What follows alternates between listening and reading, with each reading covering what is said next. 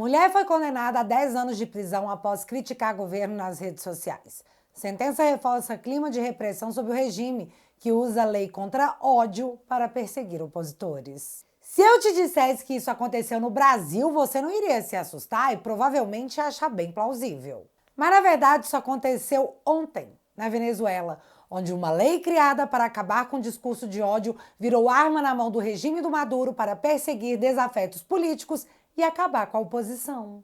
Viu? Eu disse que Brazuela era real. A Suprema Corte brazuelana se reuniu e decidiu que a partir de agora a regra do jogo, que foi discutida e determinada pelo Congresso, aqueles que podem de fato fazer leis, mudou. E Barroso disse, com a cara mais limpa do universo, que não, a gente não legislou não. Que isso? Foi dito apenas que uma solução foi produzida. Já o Toffoli chorou. Tipo, real, chorou mesmo. Ao fim da nova lei criada pela Suprema Corte, Jorge Bessias, sim, do áudio da Dilma, disse que a decisão do STF sobre redes é histórica e que atende nossos pedidos. Nossos pedidos, no caso do governo Lula, que é onde o Bessias trabalha. Ah, é para salvar as criancinhas e os idosos dos golpes promovidos nas plataformas, eles disseram.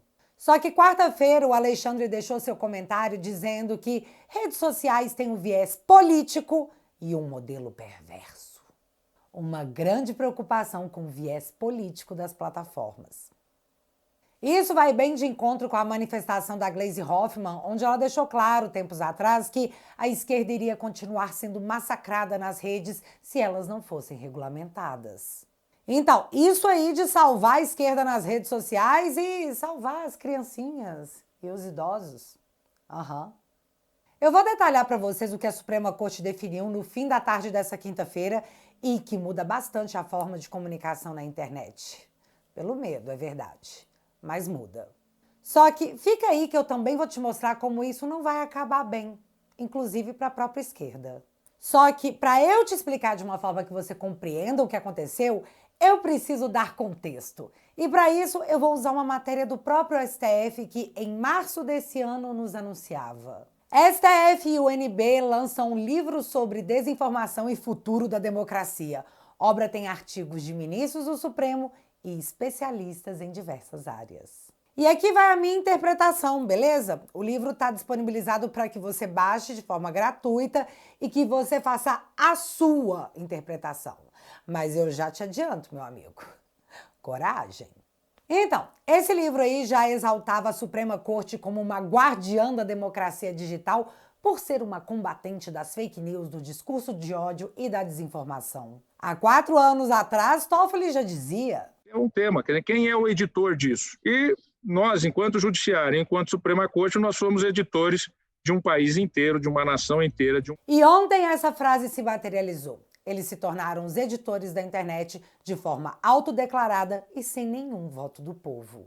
O texto, que de novo está disponível no site do STF, diz que o combate à desinformação é necessário contra grupos radicais. E presta muita, mas muita atenção nesse trecho, porque ele é muito explícito. Abre aspas. É possível também que o CID, que é o Centro Integrado de Enfrentamento à Desinformação e Defesa da Democracia, que tem como logo um olho, que lembra muito o olho da capa do livro 1984, aquele que tudo vê e tudo derruba, comandada pelo TSE, inaugurada pelo TSE, cumpre um papel de dissuasão, ou seja, diante da possibilidade de responsabilização dos que cometam crimes pelas redes sociais, em uma escala jamais antes vista e com um grau probatório acurado, as redes de ódio podem ou mitigar a sua atuação mais agressiva ou buscar formas alternativas de disseminação de propaganda ilegal.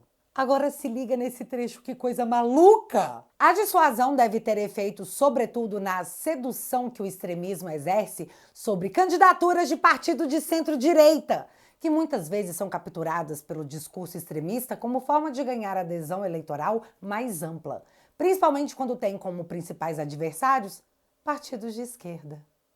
Fecha aspas. Ou seja, o texto deixa claro que quando partidos de centro-direita começam a se aproximar de pautas consideradas extremistas, o CID deve frear essa onda.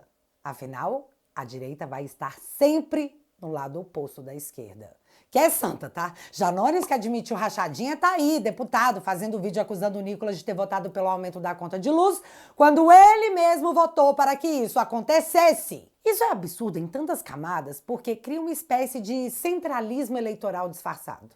O judiciário se colocando como porteiro da pureza democrática e a direita como um vício que precisa ser combatido. O livro também fala sobre educação midiática e alfabetização digital. E, novamente, os editores do Brasil já deixam claro que eles precisavam ensinar você a pensar corretamente. O que não é nenhuma surpresa, já que em setembro do ano passado, Barroso disse que o seu legado será a total recivilização do país. O ministro da Suprema Corte está apenas nos recivilizando, viu, galera? E dentre muitas outras passagens que poderiam ter saído diretamente do livro 1984, esse livro do STF ainda diz que a CID é um incentivo às outras pastas ministeriais do governo para que eles estruturem centros iguais, implementem coisas iguais. Ou seja, o texto está incentivando a se criar um setor de monitoramento na pasta da economia, na pasta da saúde, da educação, só não se esquecendo que a CID tem como foco barrar a sedução das pautas extremistas da direita. Beleza? E com esse contexto regulatório que não inclui salvar as criancinhas e os idosos dos golpes na internet, chegamos ao dia de ontem, onde por 8-3 o Supremo decidiu tornar inconstitucional de forma parcial o artigo 19. E é agora que eu te explico o que muda. Como é que vai entrar a censura? Sim, censura? Eu teria dúvida se num debate público eleitoral, se isso não dependeria de iniciativa da parte ou se a gente teria que impor à plataforma o ônus da remoção, entendeu? Ela fazer a censura, ou ela fazer a censura, ou ela fazer a avaliação do que pode e do que não pode. Até ontem, para remoção de conteúdos, era necessário que um juiz fosse acionado e decidisse a questão, se removeria ou não tal conteúdo. Mas agora as plataformas serão culpadas por antecipação, podendo ser responsabilizadas por postagens mesmo sem ordem judicial. As Big Techs terão que se tornar fiscais da verdade, e se não tirarem do ar por conta própria um post problemático, dançou. E galera, quando eu falo de posts problemáticos, eu não tô falando sobre pornografia com menores, incitação a tirar a vida de outras pessoas, golpes ou coisas do tipo. Isso tem que tirar mesmo sem ordem judicial e as plataformas já exerciam essa automoderação. Só que eu tô falando coisas do tipo desinformação em massa. Um exemplo, o vídeo do Nicolas sobre o Pix, que bateu mais de 300 milhões de views. O governo alegou que o Nicolas estava espalhando fake news. A Globo afirmou isso, que o vídeo do Nicolas continha desinformação. E como atingiu muita gente, em massa.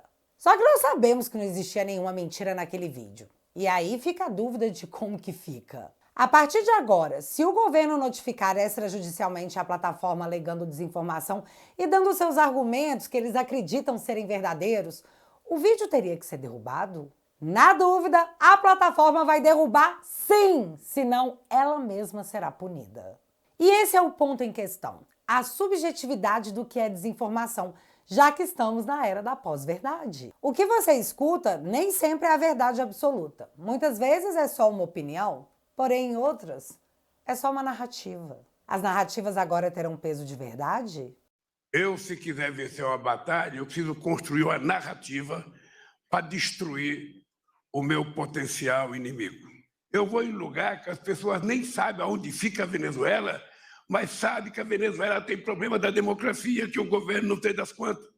Então é preciso que você construa a sua narrativa, e eu acho que por tudo que nós conversamos, a sua narrativa vai ser infinitamente melhor do que a narrativa que eles têm contado contra você.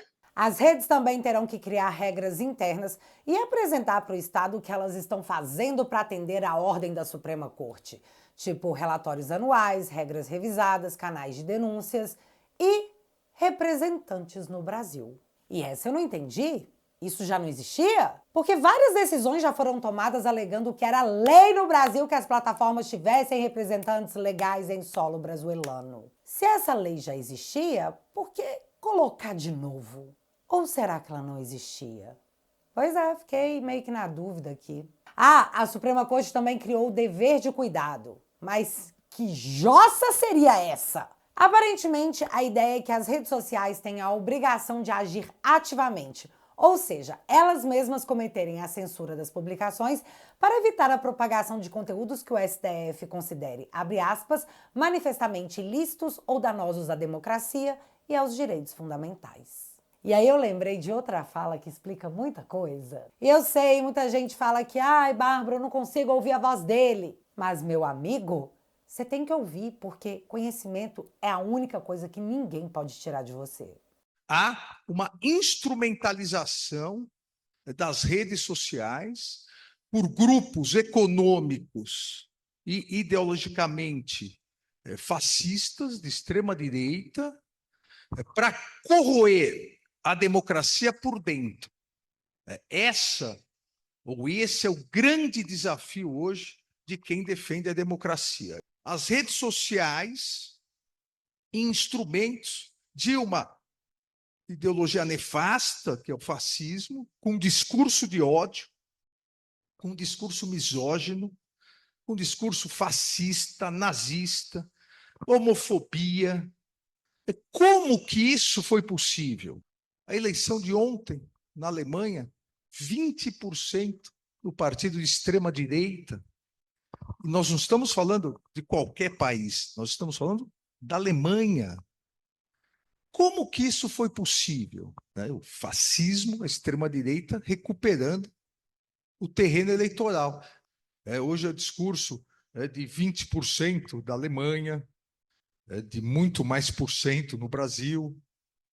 Veja, esse discurso surgiu por uma revolta contra determinados momentos em que crises econômicas achataram o modo de vida de uma parcela da população. Aí a gente volta lá na parte do conteúdo danoso à democracia.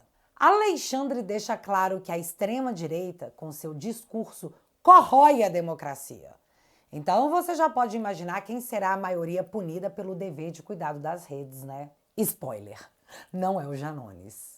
E galera, essa parte é extremamente perigosa porque abre leque para absolutamente tudo. Num outro exemplo, a Erika Hilton tomando um esculacho nas redes sociais porque contratou 2 maquiadores como assessores. Só que ela tá alegando que ela tá sofrendo ataques homofóbicos. E aí? O que vocês acham que as plataformas vão fazer? Com medo de serem punidas, elas vão retirar os conteúdos. Outro ponto colocado como crime a ser barrado pelas plataformas: tentar restringir o exercício dos poderes constitucionais. Então, se eu começar a militar pelo impeachment do Lula, eu estou tentando restringir o exercício de um poder constitucional? E se eu quiser pedir o impeachment de um ministro do STF? Eu ainda vou poder fazer isso nas redes? Será que as plataformas vão ficar com medo de serem punidas e derrubarão meu conteúdo? Outra coisa, é crime atentar contra as eleições. Tá, ficou bem vago, que não pode falar das caixas mágicas, mesmo sem nenhuma lei que determine isso, já é um fato. Questionar o processo eleitoral também, nem se fala. Coisas normais em qualquer democracia podem ser encaixadas como atentados contra as eleições em Brazuela.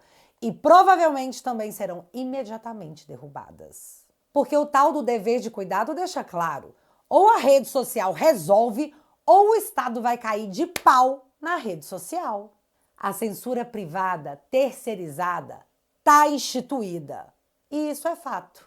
Olha só, STF ignora Congresso e terceiriza a censura. O STF também chegou a mencionar que, na dúvida, um órgão poderia decidir a respeito da postagem. Que órgão seria esse? Eles ainda não disseram. Ainda. Talvez eles criem uma CID para cada tema, assim como foi sugerido no livro que pretende salvar a democracia. Mas não é legislar não, viu? É só solução temporária até que o Congresso faça exatamente o que o STF quer que seja feito. Juro pra vocês. A sessão foi encerrada com o apelo da Corte ao Congresso que legisle sobre o tema. Só que o Congresso já legislou. O Congresso fez o Marco Civil da Internet, que o STF acabou de modificar. Então não é legislar aí, Congresso. Seria mais um faz o que a gente está mandando. Foi isso que eu entendi. Mas o que nós devemos entender é que, por mais que fique claro, pelo menos para mim, na minha interpretação, de que essas medidas estão sendo tomadas numa tentativa de frear a direita no ano que vem, que é ano eleitoral e é onde nós somos a maioria, nas redes sociais, eu enxergo claramente o acuse-os do que você faz e o chame-os do que você é. Falando agora por mim. Todos os dias eu sou extremamente atacada nas redes sociais. Mas assim, galera, com palavras chulas, pesadas mesmo. E o STF decidiu, em síntese, que discurso de ódio contra mulheres é crime mega digital. Abre aspas. Causar dano emocional à mulher que prejudique e perturbe seu pleno desenvolvimento ou que vise degradar ou controlar suas ações, comportamentos, crenças e decisões mediante ameaça, constrangimento, humilhação, manipulação, isolamento, chantagem, ridicularização, limitação do direito de ir e vir ou qualquer outro meio que cause prejuízo à saúde psicológica e à autodeterminação. Esse crime é passível de remoção via ação extrajudicial. É só eu pegar a postagem e notificar a plataforma que ela pluft, vai ter que apagar. Então, venho informar aos que me xingavam livremente pela internet que esse tempo acabou. Eu juro pra vocês, os meus advogados vão emitir quantas notificações extrajudiciais por dia forem necessárias. Nem que eles passem o dia inteiro fazendo isso. Definitivamente não é o que eu queria, mas eles quiseram assim. E aqui eu tô falando do meu caso, mas um idiota te chamou de nazi? Faz a notificação extrajudicial. Te imputou algum crime como a esquerda faz à torta e à direito? Meu filho, só vai. Na minha opinião, deveremos mostrar que o Fachin estava certo quando disse não concordar com o remédio que a corte queria aplicar. Se a diferença entre o remédio e o veneno é a dose, vamos inundar as plataformas de notificações porque motivos nós sempre tivemos. A gente só não fazia. Nós sempre aceitamos sermos ofendidos de forma muito passiva, só que não mais. O resultado de tudo isso, o Google já anunciou. Essa mudança na legislação pode impactar a liberdade de expressão. O resultado é esse, nós já sabemos, isso já está decidido. Mas se nós não deixarmos que seja instrumentalizado apenas pela esquerda e que comecemos a ir para cima, em breve, quem sabe, as matérias não comecem a mostrar a revolta da esquerda por postagens derrubadas. Quem sabe não veremos a esquerda gritar que está sendo censurada pelo instrumento que ela mesma ajudou a construir. Parece viagem para você? Porque assim, não tem saída mágica, não tem o que fazer. Já foi, galera. Já era. E a única coisa que eu vejo que podemos fazer nesse momento, e eu espero de coração que todos vocês façam, foi agredido com discurso de ódio? Viu uma desinformação? Reúne as provas e faz uma notificação extrajudicial. O que nós podemos fazer agora é fazer o pseudo-remédio se tornar o que ele de fato é, um veneno. Mas estou a dizer que, do ponto de vista da experiência e da literatura comparada, a adoção de controle de discurso dos usuários não faz parte do Estado de Direito Democrático. E por hoje eu vou ficar por aqui, já que no próximo vídeo eu volto com as atualizações dos processos em Brazuela ou Alexandria, já nem sei mais.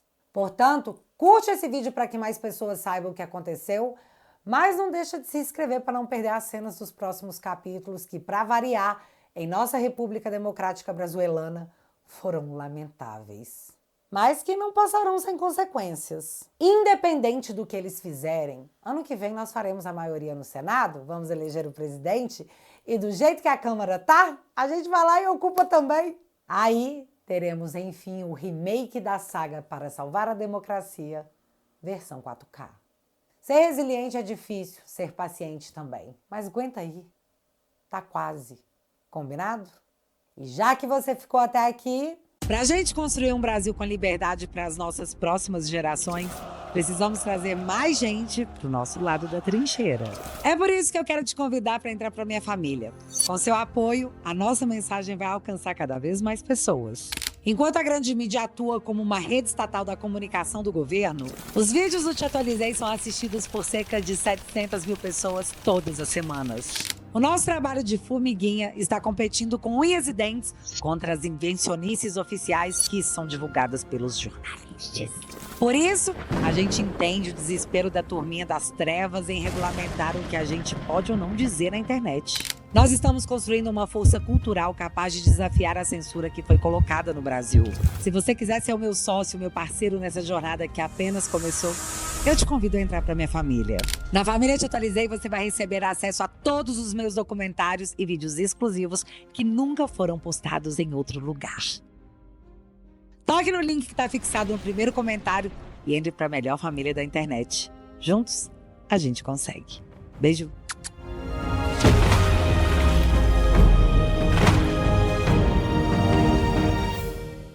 Galera que apoia o meu trabalho assinando o teatualizei.app.